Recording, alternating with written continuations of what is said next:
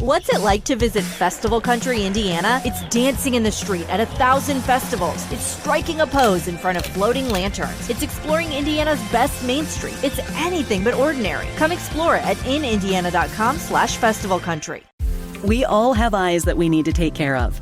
That's why VSP, the leader in group vision coverage, also offers individual vision plans as an affordable option for those of us who don't get vision coverage through work. And like work coverage, you'll be able to lower your vision costs by an average of $350 a year or more on eye exams, frames, and lens enhancements. Just visit vspdirect.com to find a plan that works for you, and you'll agree, vision coverage has never looked this good. vspdirect.com. Enroll and save today. Let's look at what your future could be with a visit to Eastern Michigan University. This is more than a campus tour. Here, you'll see the fields of the future on display, possibilities that can be your passion. Ask questions, discover a vibrant campus, meet people who share your dreams, and see how EMU students are prepared to land their first job. Explore what your future could be at Eastern Michigan University. Reserve your spot today for Explore Eastern on March 29th at emich.edu.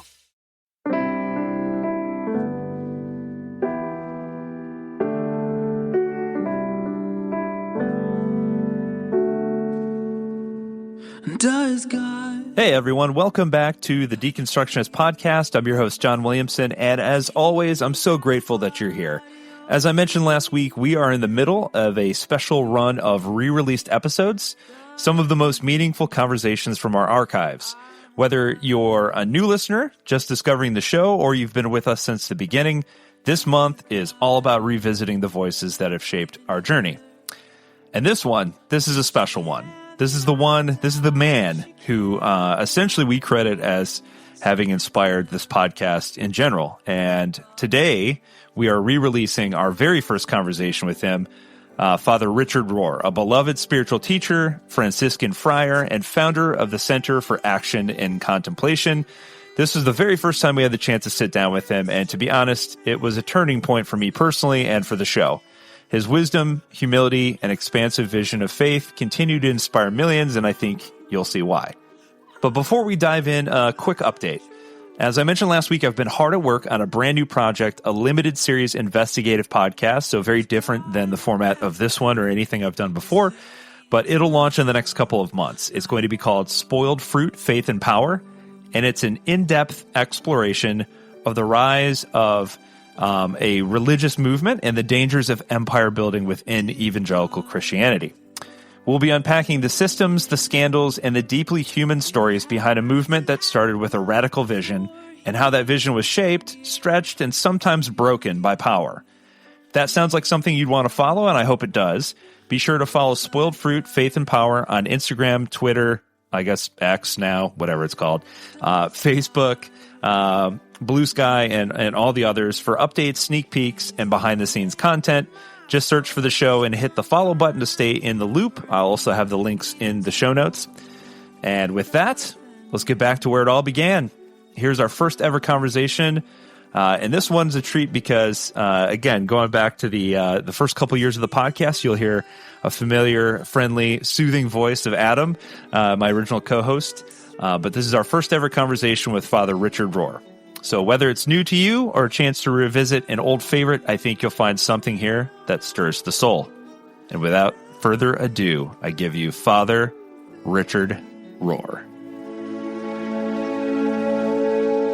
If God has a face, her face must look like yours. Well, Father Richard Rohr, I don't have an adequate greeting or salutation to welcome you to the Deconstructionist Podcast. This is a big deal for us, and I thank you so much for making time. Welcome with all our hearts. I'm very happy to be with you. Thank you. Oh, well, I think this has been a long time coming because the listeners that we have who have been listening to us from the beginning know that you are easily the most quoted individual on our show. So, without a doubt. Yeah. So this is kind of a nice treat. This will come out around Christmas time, so this will be definitely a gift to those listening. A little stocking stuffer. Yeah. So I think before we dive too deep into some of your material, obviously one of the books just quintessential in our lives that we recommend highly constantly. Before we get into Falling Upward and obviously your latest work, The Divine Dance, for our listeners who aren't familiar with you, could you maybe give a little bit about your background and how you ended up becoming Father Rohr? Well, I'm 73, so let's move backward from there. I live here. This is a little tiny casita in New Mexico. The Franciscan church is across the way, and the community is over there. But they let me live here alone, which is sort of a privilege at the end of life to allow you to go a little deeper. So I think I've written my best books right at this spot where we're sitting right now. In my older years. But I became a Franciscan when I was a very young man, 19. And that's the way we did it in those years. I think they did it, frankly, before you'd meet a woman. They'd try to get you in the seminary. But I can't complain. I've had a wonderful life. And my first 15 years were in Cincinnati as a priest. I was ordained in 1970. So I was in your part of the world. Yep. Took theology in Dayton. But then in 86, I had the vision for this place. I had been stationed here as a deacon at a pueblo of Indians west of town here. And that's when I fell in love with New Mexico. So I founded the center here, and that's also a decision I've never regretted. So the center is 30 years old this year, this fall. Wow. And we've gone through a lot of stages, a lot of growth. Many of those years I was on the road, preaching around the world, teaching around the world. But I don't do that much anymore. I'm just sort of based here. So that's just a quick, you don't need to know anymore. Your future is a world of opportunity. An anything is possible world. At Eastern Michigan University, a global classroom experience awaits you. People from every corner of the globe collaborating, creating tomorrow together. A campus rich with people from unique backgrounds and perspectives. Classrooms that mirror today's global workplace. It's a brave new world. Are you ready? Be true. EMU. Just want to ask something else, you can, but I've had a wonderful life. Excellent. Well, like I said, I think Falling Upward is an incredible book that has greatly influenced both Adam and I. I think for anyone who, Adam and I are both in our mid to late 30s at this point, and I know you bring that point up in the book that there are two halves of life, and oftentimes that second half of life seems to kind of begin around your mid to late 30s, where you start really taking the structure that you were given as a youth and start really, starting to fill those wineskins, I think is the term that you use. What does it all mean? Yeah. Yeah. You're on the cusp, both of you. Very good. You kind of nailed us. Yes. So one of the things I think that is really important that you do in this book, though, is you really define this concept of myth. And myth is something that comes up a lot on our show that we try to define as best we can in terms of it being not necessarily factually true, but in a sense truer than true. And I was wondering if you could kind of put that in your own words and kind of explain what you mean by it. Yeah. Makes a lot of people nervous. Help us out with that. So unfortunate that so many major words, the meaning gets turned around 180 degrees to mean the exact opposite. That's actually true of our word faith. Faith is clearly learning to live without knowing and trusting that God knows. Do you see? We turned it around 180 degrees. I mean, a bunch of people walking around who were certain about everything. That destroyed the concept of biblical faith. But we did the same with the word myth. Myth was a classic word, mythos, in the original root of the Indo-European language. It's the sound of hushing your lips. Shh, myth. It means what you can't talk about, what is unknowable. So it's supposed to give you respect for mystery, for darkness, And we turned it around. We made something that isn't true. In fact, you already said it, John. It's something that's deeply true, always true. And all you can do is grasp at metaphors and grasp at different ways of saying the one great truth. So it gives you a humility, a true understanding of myth, that I know I don't know, and therefore every little grabbing at it is another, oh, it's an invitation. It's not a conclusion. See, what happened at the time of the Enlightenment in the 17th and 18th centuries in Europe, we Christians started feeling like we were really stupid because all these rationalists who created the universities at that time, or who ran the universities, they idealized the scientific mind, and I'm not saying that's wrong to have the scientific mind, but when you think it's the only mind, then you're in trouble. So we started feeling guilty or stupid because we couldn't talk to these rationalists. So we became our own form of rationalism. I know it doesn't look like it, but we wanted to be certain. We wanted to be absolutely certain. And that's the food fight we've been in for 300 years now, really. Yeah. And it's given Christianity a very defensive posture. Yeah, always circling the wagons around our little truth and saying all scientific and rational truth is wrong. And of course, that can't be true. Well, and that's what I talk about in the book, The Naked Now. Yes. Yeah. Yes. Okay. So, yeah, myth is something that's profoundly true, always true, and every approximation will be an approximation. And we can humbly live with that. Wow. Yeah. So good. It is so good. I mean, so good. It is. It makes you honest about knowledge instead of arrogant. I think why so many people have dismissed us as Christians is because we look dishonest and arrogant. You know, Yeah. and we don't have to take that posture. We can be humble, like Jesus was. When you know enough to know that you don't know, that's spiritual knowing. You see, that's mythic knowing, symbolic knowing. And symbolic isn't a put down. That's the only way you can know great things is through symbols. You know? It's always light. You're familiar with Jesus' parables, where he's saying the kingdom is light. The kingdom is light. I think almost all of them begin that way. He came on, no, the kingdom is. No, the kingdom is light. It's always an approximation. You know, this is another metaphor. This is another metaphor. This is another metaphor. So, yeah, we're growing up finally, I think. we can allow ourselves to talk that way and not think that it's a loss of faith.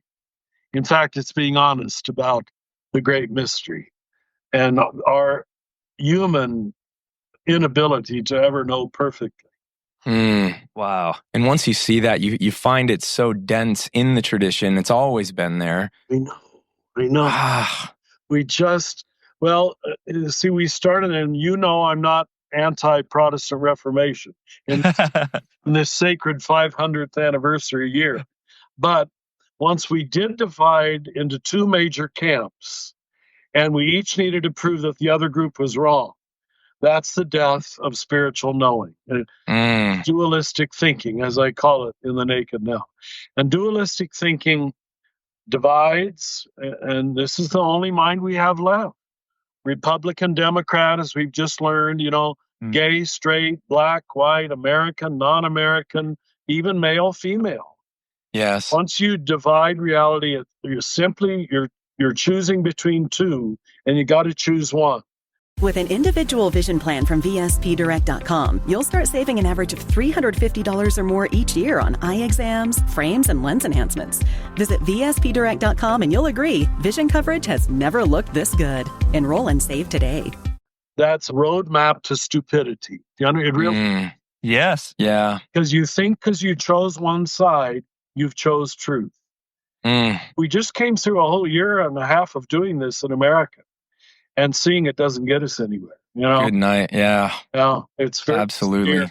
So contemplative knowing or spiritual knowing, as Paul would speak of in Corinthians, is a different way of accessing reality than giving you two and choosing one.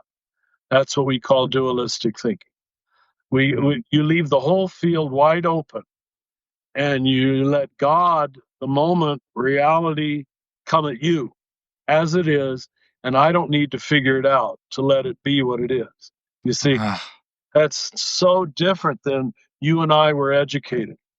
Yeah, but the group that's most open to it, if this is any consolation, I hope it is, most open to this teaching, according to my publishers, are young evangelical males. You nailed us again. Yes. It's all over. They come here all the time. Thirsty for it. For some reason, you are so ready for it. Open. So ready. Yeah, it's really beautiful. So thank you. Oh, no, thank you. That's a great segue into a question I've been really anxious to ask you. We really look at you as sort of a spiritual director from afar through your works. And if we could, and maybe we will eventually be able to get out there and love that.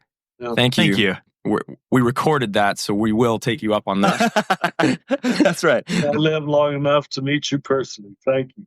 But as a spiritual director for us, and for the moment being for our listeners right now, this podcast is tongue-in-cheek called the Deconstructionist Podcast. Yeah. And as somebody that I just respect greatly, and I'd like you to hold nothing back, we have a community here that has experienced maybe what you talk about in Falling Upward, experienced that sense of moreness or that sense of being unsatisfied with what they were given, or that there might be another way of seeing it, and they rush, all of us, myself included, rush to this unknowing. We rush to this pulling things apart and looking at them and being very inquisitive and non-committal, not wanting to take a stance. And, I would love it if you would offer us some caution, some direction, some warning, and just don't hold anything back, please. Well, what permission. Thank you. I don't know if you've heard this. I've been using it with our students here in the Living School just the last year or so. And it's going to sound almost childish at first, but trust me. Picture 3 boxes. The first box is order. The second box is disorder. The third box is reorder. Now, your name is already building on this, so I think you understand it, at least unconsciously. Where we're all raised, if you're raised somewhat easily, let me just put it that way. Right. In the first box of order. That's what I'm saying in Falling Up. I was raised conservative Catholic in Kansas. You were raised evangelical in Ohio. But without knowing it, we actually were both in the same first box. We were given our explanation of what reality means, what God means. And that's the easiest way to start, okay, by far. And it gives you so much comfort that most people want to stay in the first box forever. Now you're ready to know what we mean when we say we're saved by the passion, death, and resurrection of Jesus. Most Christians say that, but they don't believe it. Right. They think they're saved by staying in the first box. You see? Oh, man. Yeah.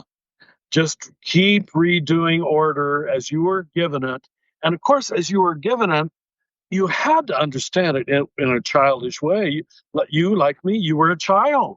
Right. So you pulled it into a very small world of certitude, and it's a dying. It's definitely a dying to leave that.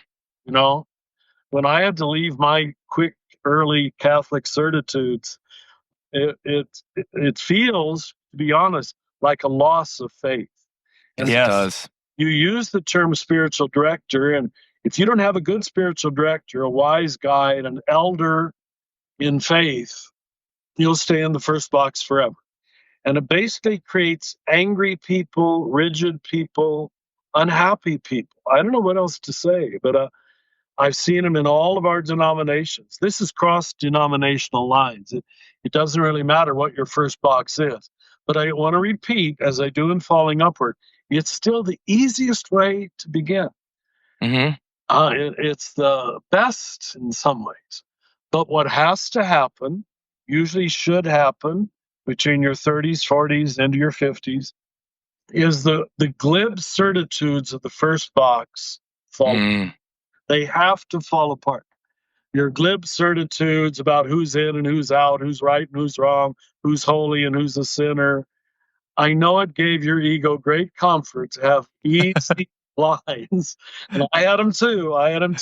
But it's just not true. If you're honest about your experience, if you're honest about where love is, let's just leave it at that. And you find love is in all kind of places. And that's what I'm saying in the divine dance. This flow is in all kind of places that you were told it couldn't be. It shouldn't be. It dare not be. You see what we did? We took the place of God, and we told God who he could love and where God could be and where God couldn't be. God wasn't in charge. We were in charge. Our theologies were in charge, and each of us just had a different set of certitudes. So this is the first great die, the moving into the second box.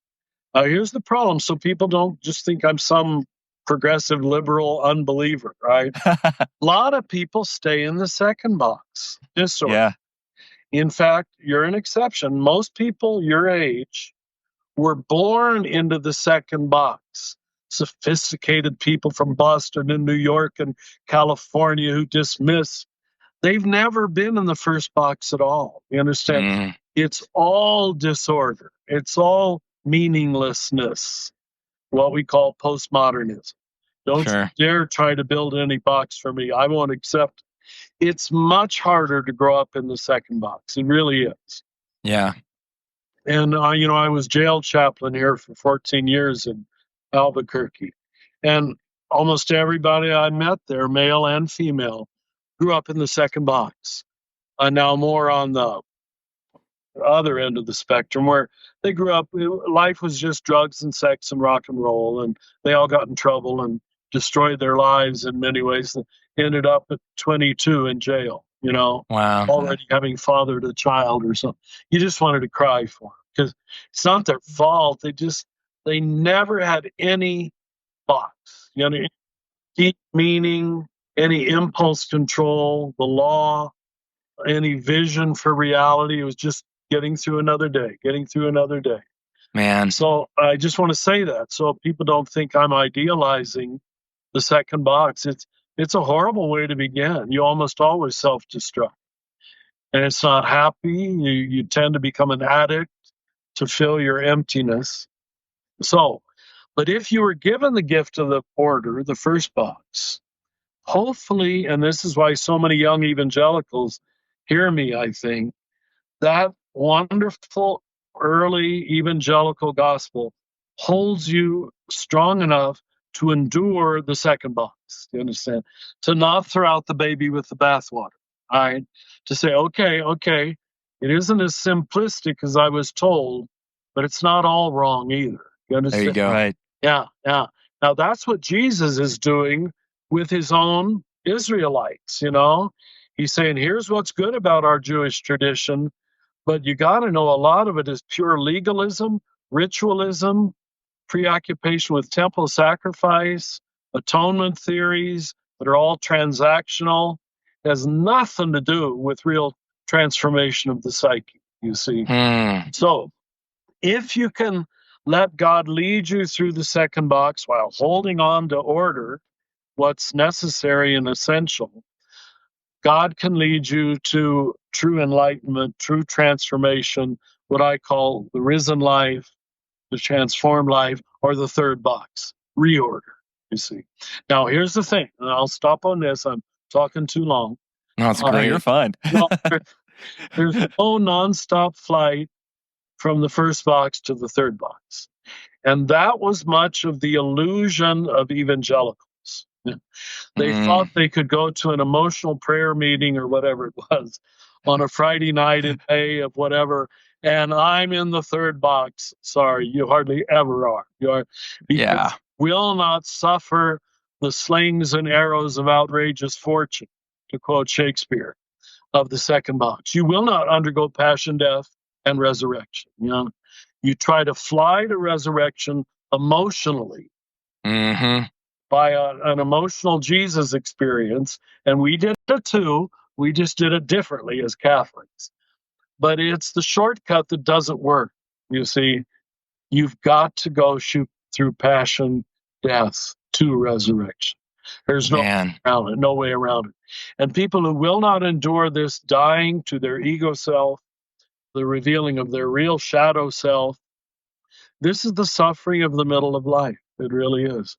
And so I'm so grateful when I hear young men like you can hear what I'm saying, because you're not going to resist it nearly as much. I don't know what form it'll take. I'm sure it's already taken some forms, but you can't avoid absurdity, tragedy, dissonance, meaninglessness. And this is why so many people my age, frankly, are not very happy. Even those in the church, they're angry. We just saw it in the election. They want the first box at all costs, and they will deny all the reality of the world, of the second box, which is almost all of the world. But insisting on the order of that they were given in Columbus, Ohio in 19 whatever. It makes them love order. It doesn't make them love Jesus. Wow. And that's the genius of Jesus. Jesus, the crucified one who identifies with the poor, tells the outsider, never have I found such faith inside in Israel.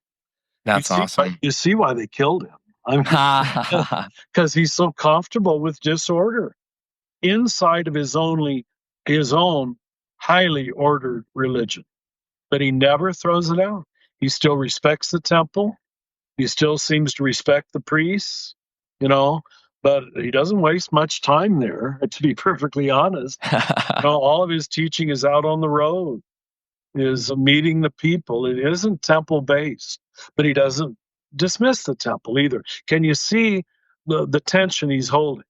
Yes. And that's the position you're in, by still respecting the Bible. I, as a good Catholic, still respect. Well, it's not hard now with Pope Francis. We have an easy Pope to respect right now. But it's wonderful. So true. He's wonderful. Isn't he amazing? Yeah. He's really larger than life. I don't know how he got elected. The same cardinals elected him that elected Benedict. Now, John and I have talked about that. Makes no sense. It makes no sense. It's structurally unexplainable. Only the Holy Spirit. Yeah. So we're just praying he lasts a long time. Yes. And I've had to live with that same tension. Okay, what was good about the tradition I was given, and what was accidental and arbitrary. And when you go down that road, you'll discover a lot was accidental and arbitrary in all of our denominations. We had selective paying attention to some things and convenient ignorance or ignoring of other things. We all do it. Yeah. Thank you for that beautiful answer. Yeah, and I think you brought up the election a little bit, and I would like to touch on this just slightly. I'm going to attempt to tie in some things that you said actually, and falling upward to an article I read recently. The article discussed this study on society in regards to the fact that there seems to be this stigma now attached, especially in America and Western culture, to being anything less than middle class. It's this stigma of shame and an embarrassment. Yeah. And so they were looking at it from in regards to the fact that now there's this person who's promising them that all your dreams can come true, and you can become a millionaire, like me, you can become wealthy. And I just, it made me immediately think of some things that you said in Falling Upward in regards to the people who don't go through a fall and experience what it has to teach them and bringing balance. And it also made me think of some things you said in regards to just the negative side to this prosperity gospel that's been taught and preached throughout Western churches. So I wondered if you could kind of give me your thoughts on kind of what you see. Oh, yeah, it does build on what I was just trying to say. We've idealized a certain kind of middle class order as if it's Christianity. And we've always done that. We've taken normalcy or the dominant consciousness in any country, and we sort of baptize that. Well, that's what it means to be a Christian, And it has very little patience with anybody who doesn't fit in that model, which ends up being most of the world. That's the irony. by far most of the world. And so I think your generation, which we call the millennials, one of the wonderful things I see in the millennials is they're less and less patient with any religion that defines itself by exclusion. Yes. I'm afraid this is the great humiliation that we Christians have to suffer, that this is how most of the world sees us, Catholic or Protestant, evangelical. We're a religion preoccupied not with inclusion, that's all you see in Jesus. That's all you see. Always going outside of his own group. How did we miss what's in plain sight? I mean, at this point, it's culpable ignorance. Culpable. For people to say they love the Bible and they believe in the Gospels and read the Scriptures, which I am lucky enough to be able to preach on every Sunday.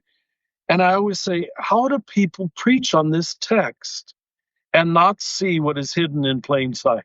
That again, Jesus is praising the Samaritan, the Syrophoenician woman. It's always the outsider who is the hero of his stories. I shouldn't even need to say that. It's everywhere, Yeah. But again, you're only able to see what you're told to pay attention to. And we weren't told to pay attention to. You do realize he just said the only leper who came back and thanked him, what's the last line? And he was a Samaritan. That's to insult his Jewish compatriots. So that the other 9 were good Jews. They also got healed, but they never had the decency to say thank you, Yeah. It's story after story. So I think, culture really teaches us more than religion. And there's an opening in culture right now for all of its failings and all of its addictions and all of its blindness. There's a dis-ease with the tribalism that most of us were raised in. Yeah. I don't know if you're familiar with spiral dynamics, but the different levels of consciousness, you don't need to know it. The blue level is the 4th level out of 9 levels of consciousness, And I was raised at the blue level. You were probably raised at the blue level. It's basically tribal thinking, Mm-hmm. Yeah. It's all self-referential to my group. You pull God inside your group. As you see me saying in Divine Dance, I mean, God is even an old white man with a white even. Yeah. It's so pathetic that we can't see that the great mystery of God is actually an old white man. Oh my gosh. You can't see the tribalism of that, looking amazingly like Santa Claus, True. Checking it twice, going to find out who's naughty or nice. In fact, it's almost identical to Santa Claus. That's not even an exaggeration. No, it's not. The revelation of the Trinitarian God that Jesus came to give us has had little effect on forming Western civilization. It really has. But I don't say that to blame anybody. I just don't think consciousness was ready for the great Christ, for a God that was bigger than America and bigger than Roman Catholicism or whatever your tribe was. Right. We pulled him inside of our group and we made him follow our rules and we made him into a him. There you go. It has to be beyond gender. That should be sort of obvious, I would think, but it isn't obvious to most people. I mean, I'll have Catholics write letters to the bishop. Richard said that God is not a man, and they don't realize how stupid they just sounded. Of course, God is not a man, But they were never told to pay attention to that, so it's not their fault. It's not their fault.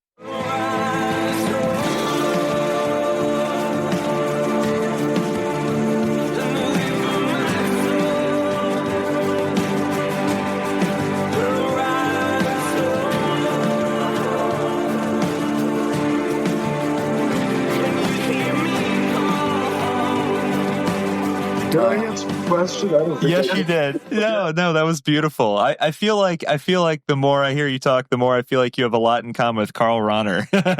Oh, you've read Rahner, Mike. Oh, absolutely. I love Rahner. He was one of my major theological influences. Oh, my goodness. I was studying theology in Dayton, Ohio, in the 1960s.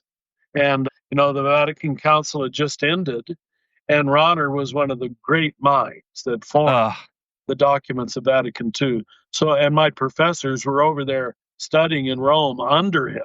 So I got second level contact I used to visit his tomb in Innsbruck. I was learned German in Innsbruck years ago, and there he's buried. And I'd go to his tomb and say, "Give me just a little bit of your intelligence." Whisper to me, Carl. Exactly.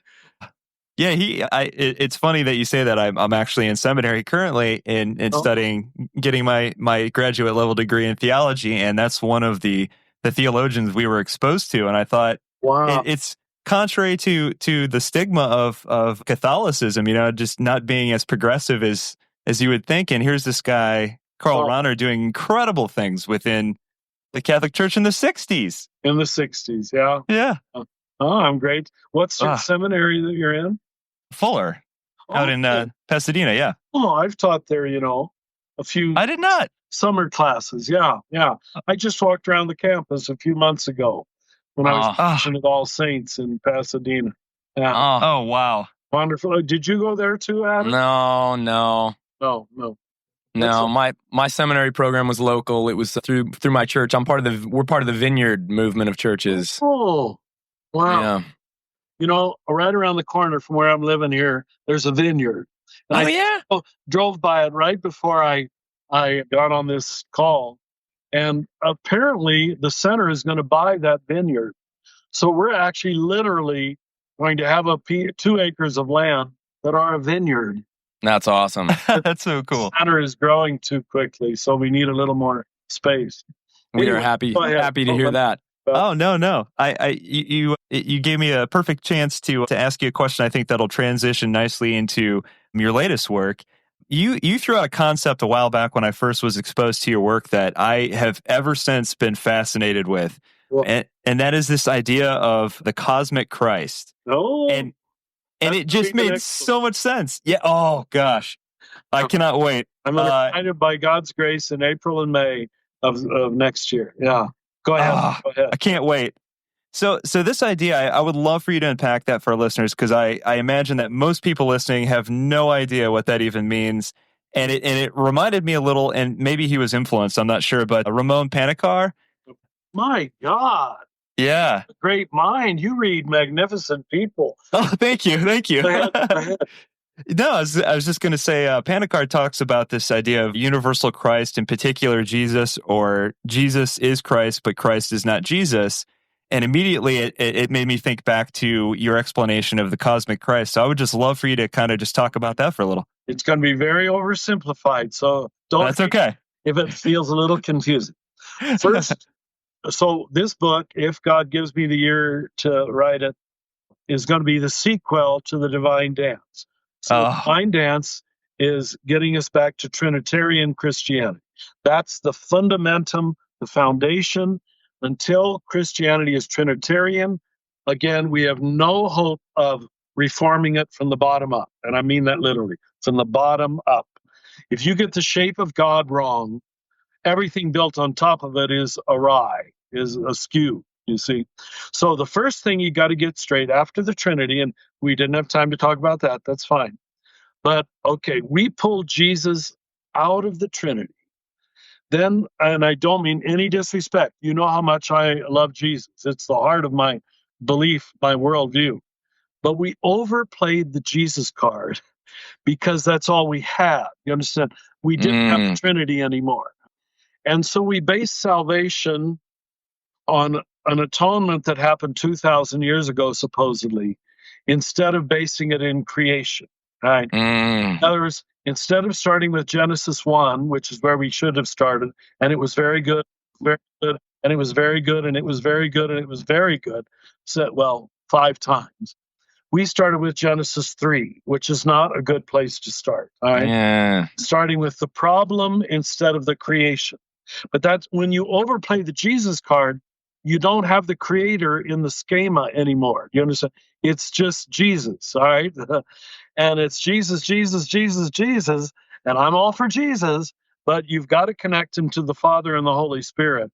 And that changes everything. That changes the whole dynamic, the whole agenda, coming forth from the Father, taking us back with him. Where I am, you also must be and will be. I have come to take you with me. We've got to redo our scheme of salvation. So the Christ, now you know the scriptures better than we Catholics do.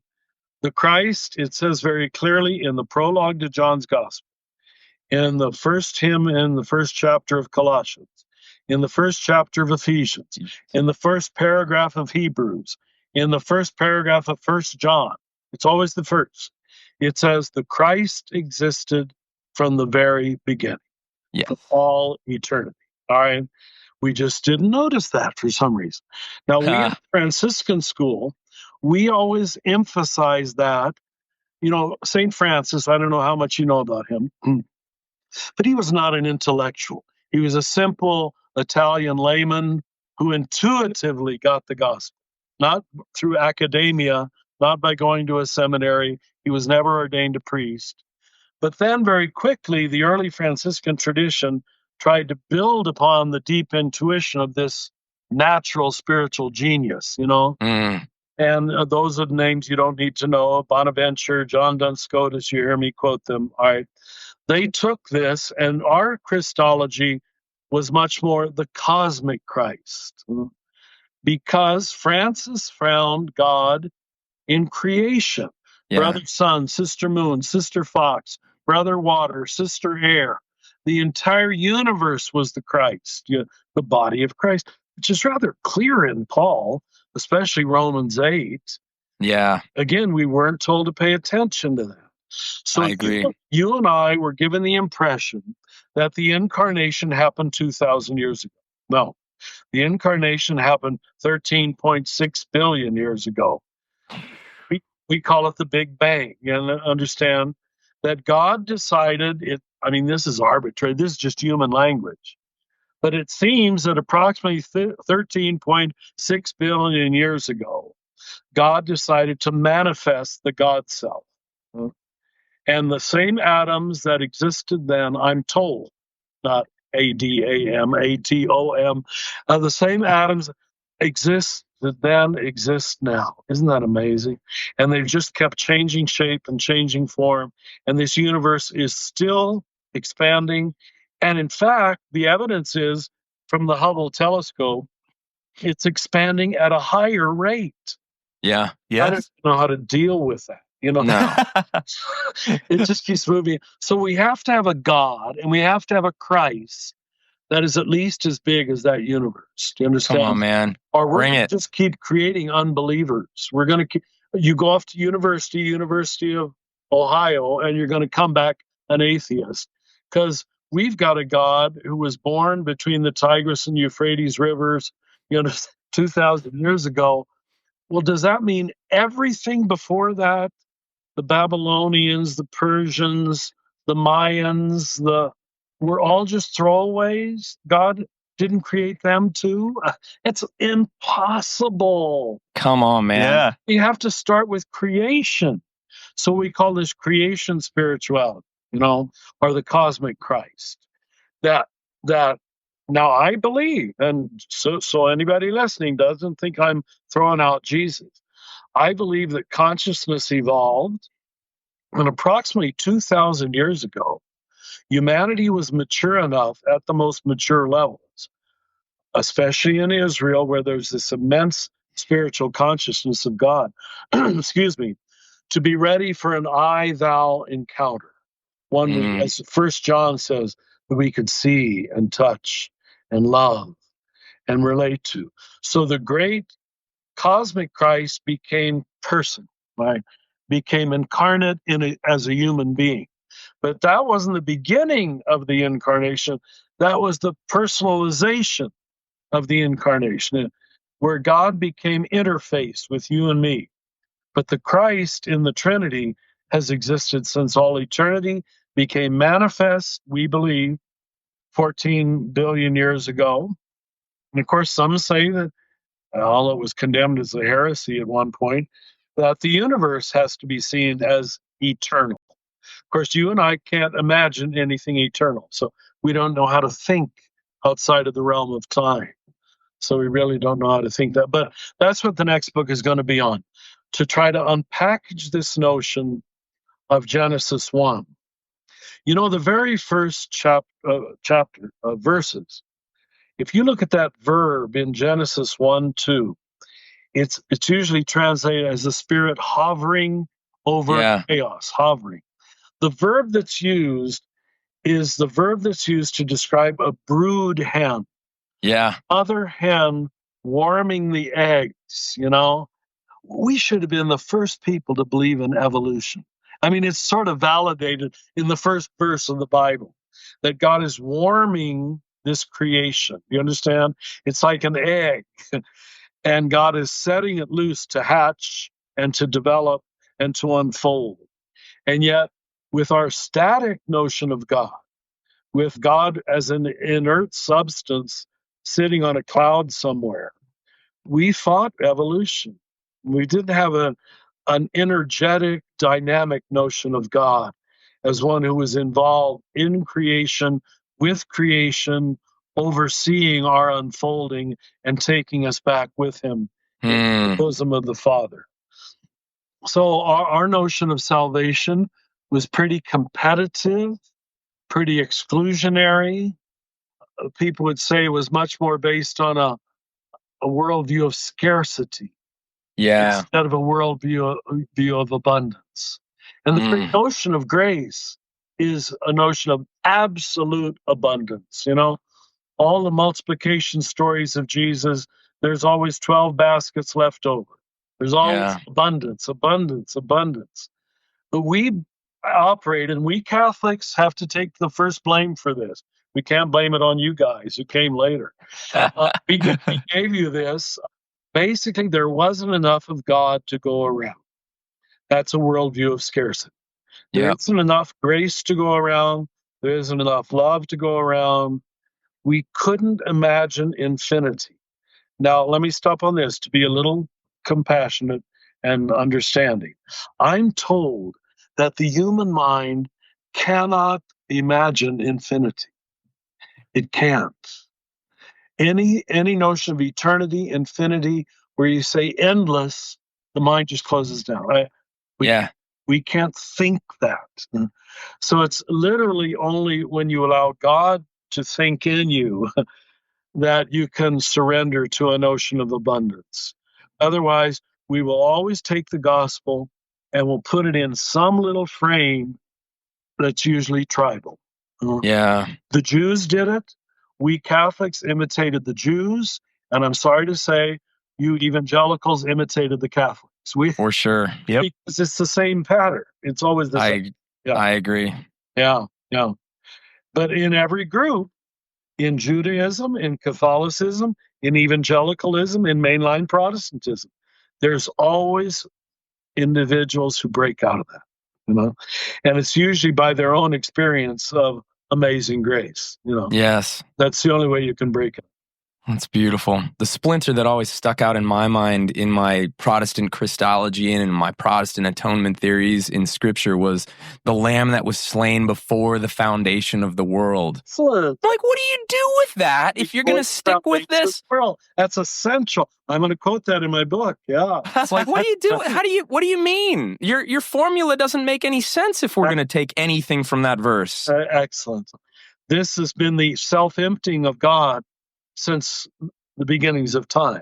Beautiful. The Trinity is God keeps emptying and infilling, emptying and filling between Father, Son, and Holy Spirit. That's the circle dance, and that's why I entitled the book The Divine Dance. Well, let's talk about that just a little bit. I'd love just a cursory intro in our few minutes left. The first alluring thing that you say that I think is a great place to start, you'd mentioned it a minute ago, is that, you know, our Christianity, because we don't understand Trinity, is largely pagan, and that leaves us crippled.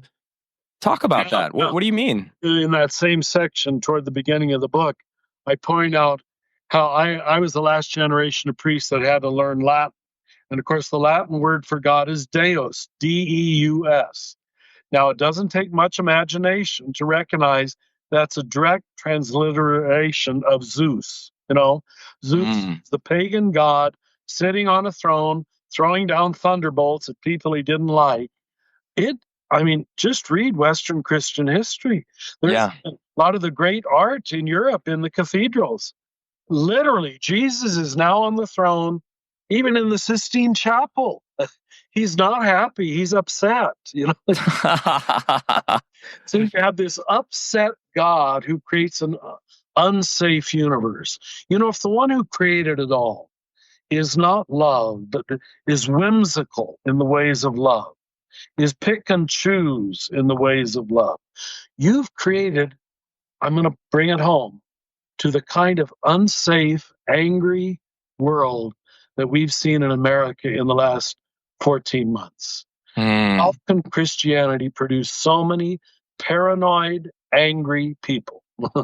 We've got to answer for this, Oh, man. Well, when God is presented as an eternal torturer who's making a list, checking it twice, going to find out who's naughty or nice, when you never move beyond Santa Claus in your notion of God, you become the God you worship. Here's what it comes down to.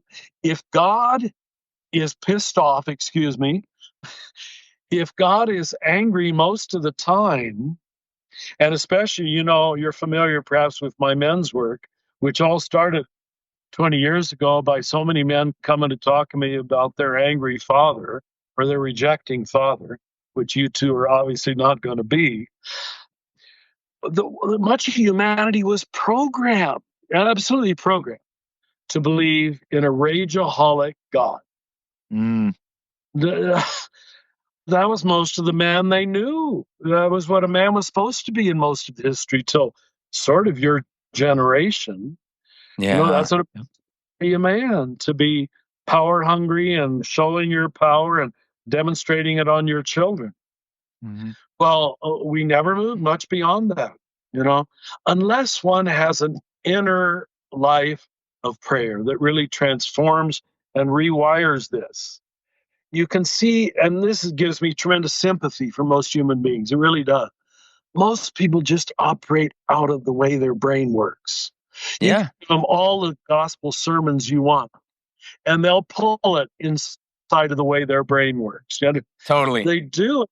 And I've seen it in myself, Yep, me and too. I'm 73, and I'm still, oh my God, Richard, you regress to your early conditioning, because that's the way your brain works. So this is why the whole life of the Spirit, the life of healing prayer, is not just an accidental add-on. It's essential.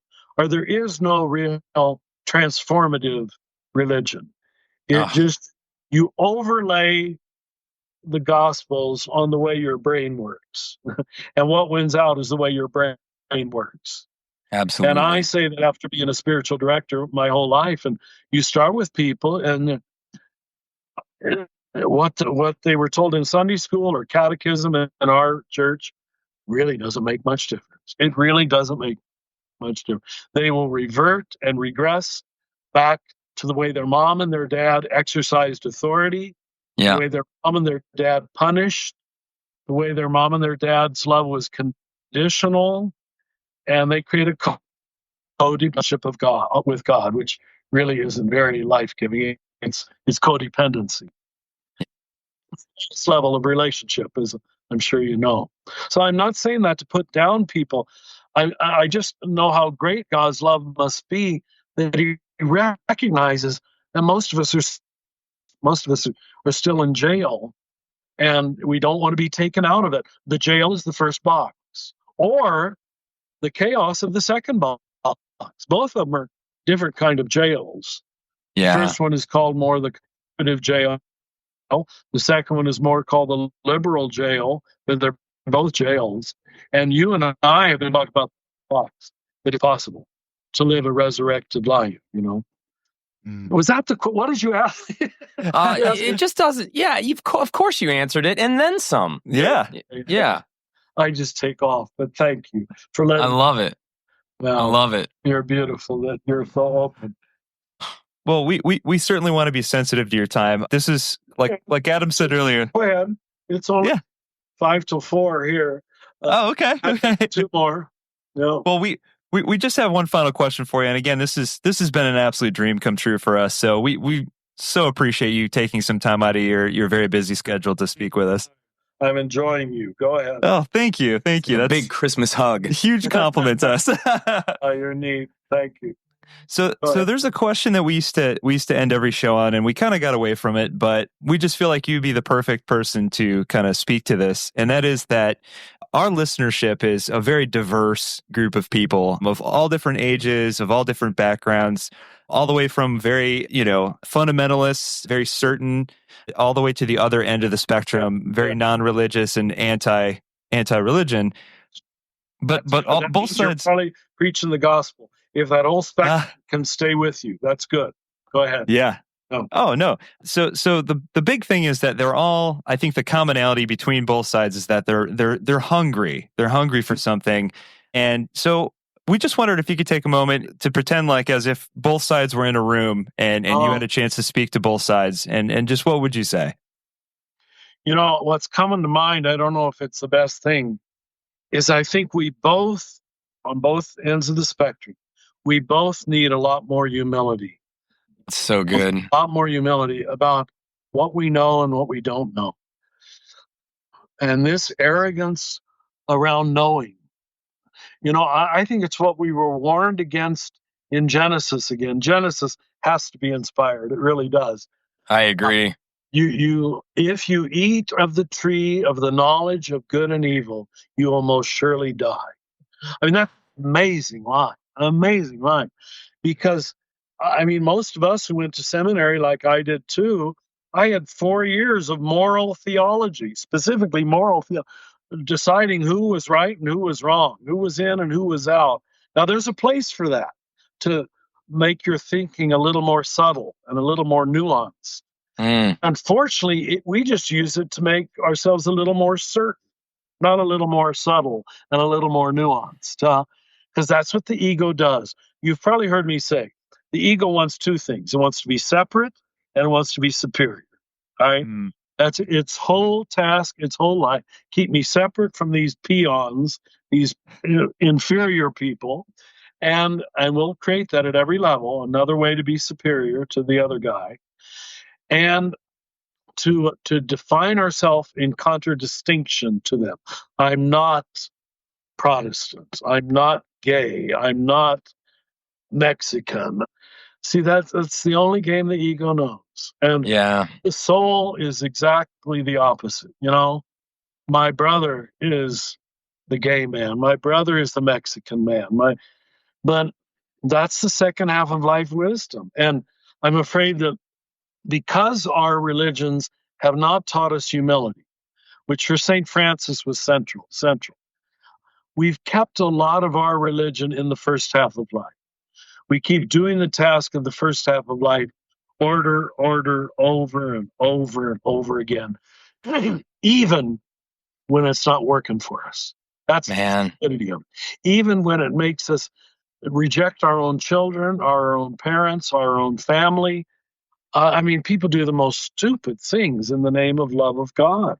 It just, I can't believe what the so-called love of God leads Christians to do. Man. So humility, you can never go wrong with humility. You really can't, And this is the kenosis, Philippians 2, the self-emptying of God.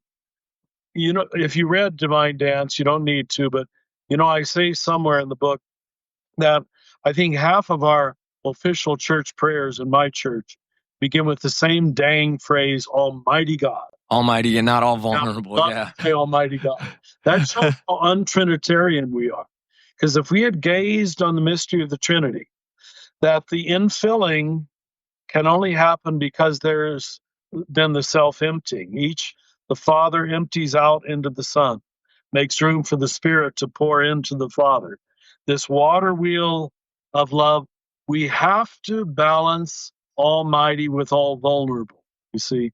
And because we haven't done that, hardly any of our church prayers, I don't know any of the official ones, I don't know a single one that begins with all vulnerable God, If we had started at least half of our prayers with recognizing both sides of the mystery of God. I'll go so far as to say, I don't think we would have created atheism, agnosticism, secularism, because if God is almighty, then why Syria? Why? Why the Holocaust? Right. But if half of God is all vulnerable, means that God suffers. And that's, of course, what was revealed on the cross. That God is in solidarity with every act of human suffering since the beginning of time. Suddenly we have an empathetic God, a God who is not out there, but totally incarnate. And of course, that's even hard for us to imagine. How could God suffer? But suddenly we have God empathetic with every act of human suffering since Cain and Abel, to use human history or biblical history.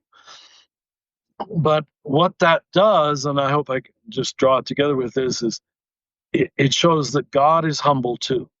And that's even a word. Now, Francis loved to call God humble, but in most of history, that is not a word we applied to God. God was almighty, but God was humble. So that's why we idealize all this power and money and war and rich people and there you go, billionaires running our country, because basically we want to be billionaires. We want to climb upward. You become the God you worship.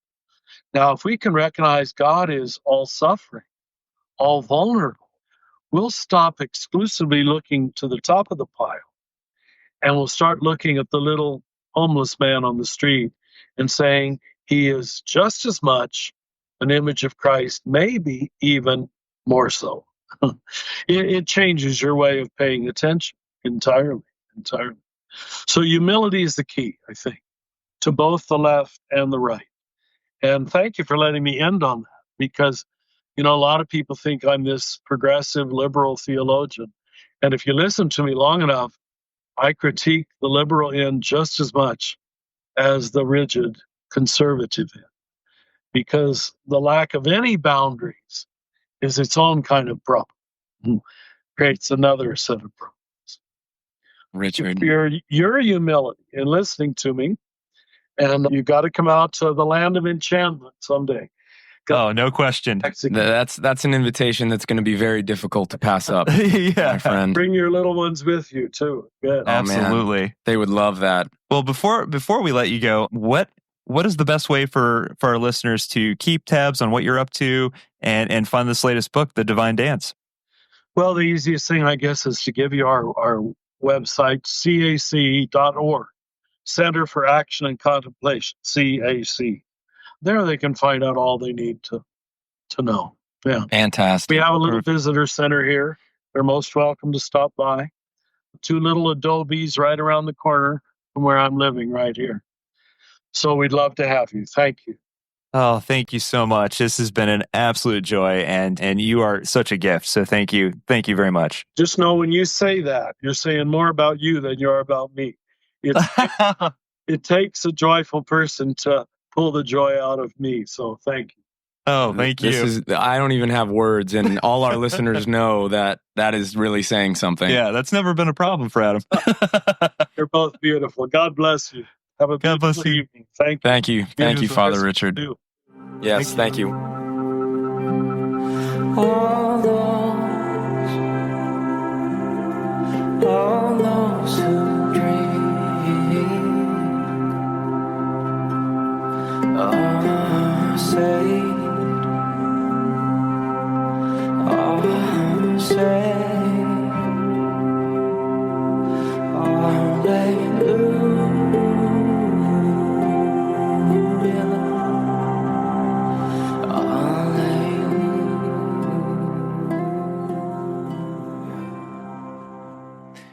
Well, that was worth everything that I don't even know. Like that.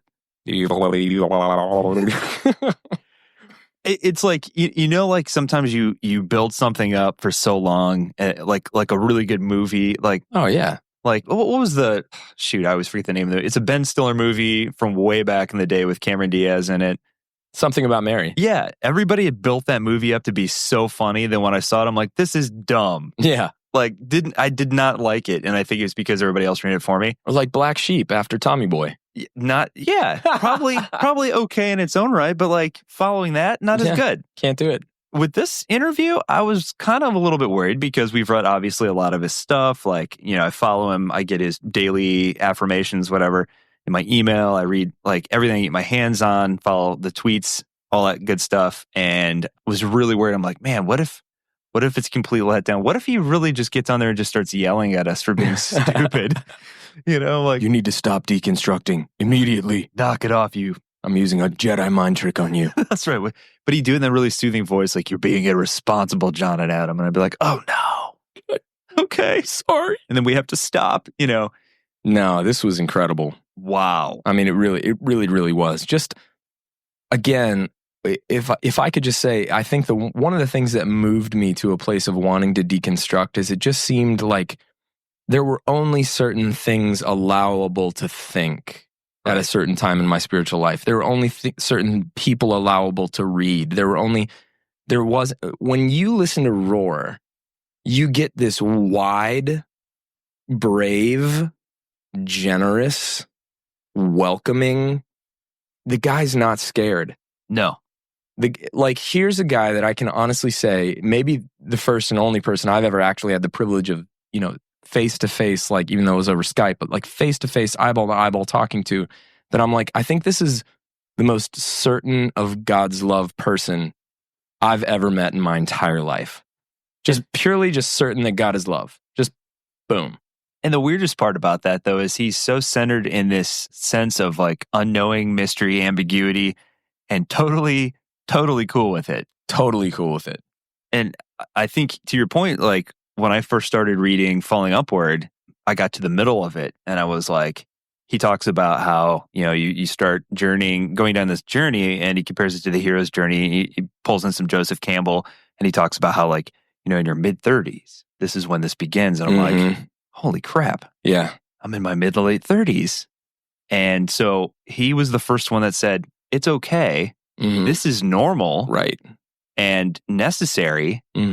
For you to shed, your old false self and this false identity that's not really you, right? And in an effort to go on this journey and to find the name that God gave you that you've just forgotten about, and he does it in such beautiful, this loving language. It's just like this big old snuggie.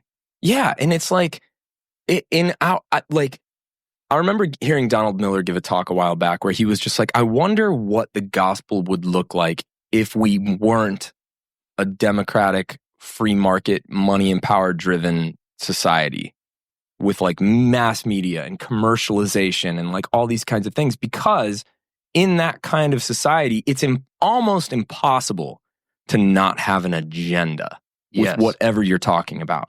An agenda for yourself, an agenda for your tribe, an agenda for greatness or power or control or whatever. And most of the bad taste I have in my mouth with most religious authors or figures at some point or another probably comes down to that. I'm like, you're just being a control freak. Yeah. And with Rohr, you talk to him, you read him, you listen to him, and you just feel like the guy's trying to be honest and take care of you. And he's not worried about what the tribe is going to say. He's not worried about what, whoever is. He doesn't have an agenda, it doesn't seem like, other than just showing you the love of God the best he possibly can and using whatever means necessary to do that. Yeah.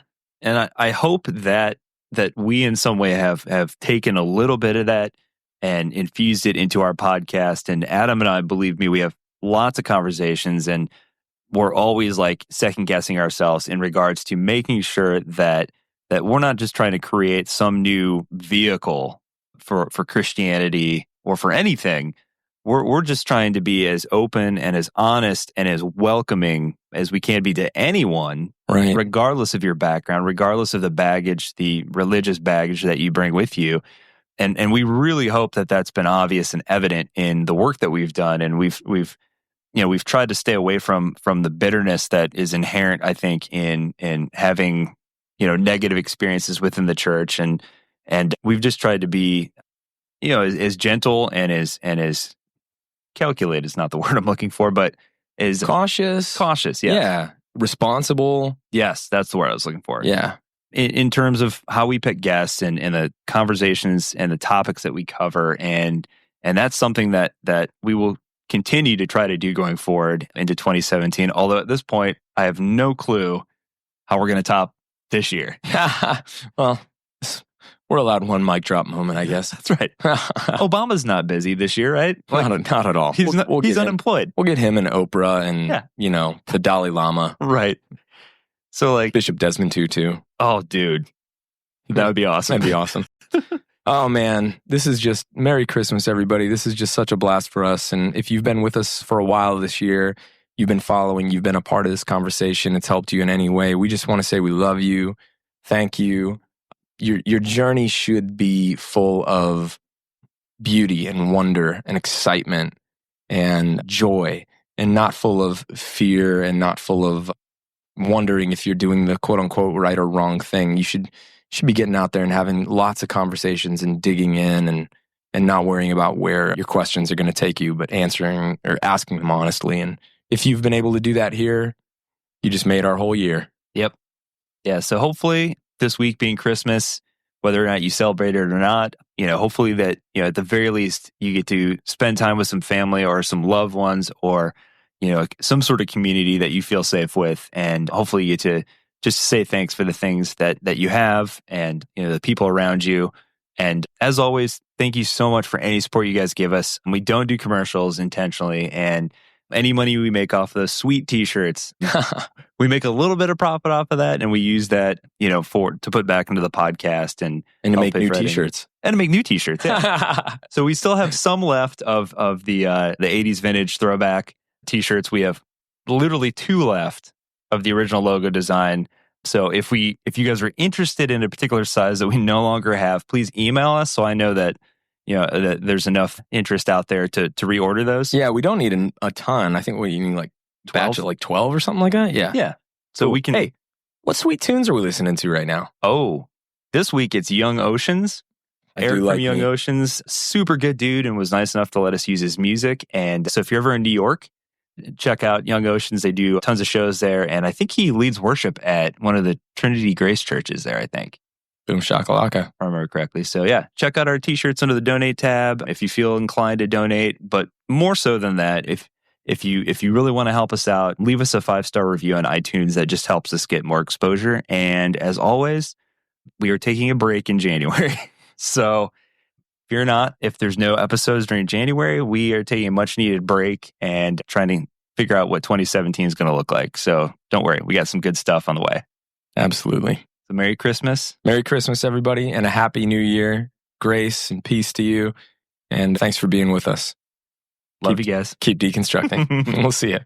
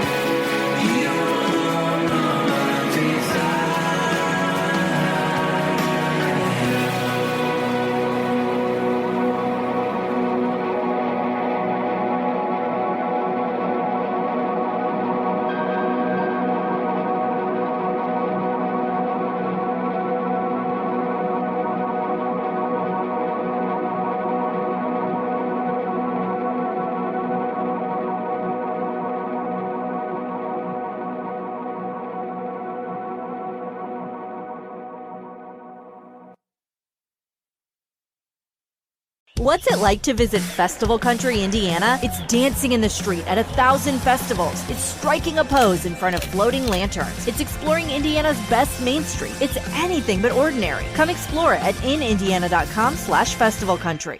You know when you're really stressed or not feeling so great about your life or about yourself? Talking to someone who understands can really help. But who is that person? How do you find them? Where do you even start? Talkspace. Talkspace makes it easy to get the support you need. With Talkspace, you can go online, answer a few questions about your preferences, and be matched with a therapist. And because you'll meet your therapist online, you don't have to take time off work or arrange childcare. You'll meet on your schedule, wherever you feel most at ease. If you're depressed, stressed, struggling with a relationship, or if you want some counseling for you and your partner, or just need a little extra one-on-one support, Talkspace is here for you. Plus, Talkspace works with most major insurers, and most insured members have a $0 copay. No insurance? No problem. Now get $80 off of your first month with promo code SPACE80 when you go to Talkspace.com. Match with a licensed therapist today at Talkspace.com. Save $80 with code SPACE80 at Talkspace.com.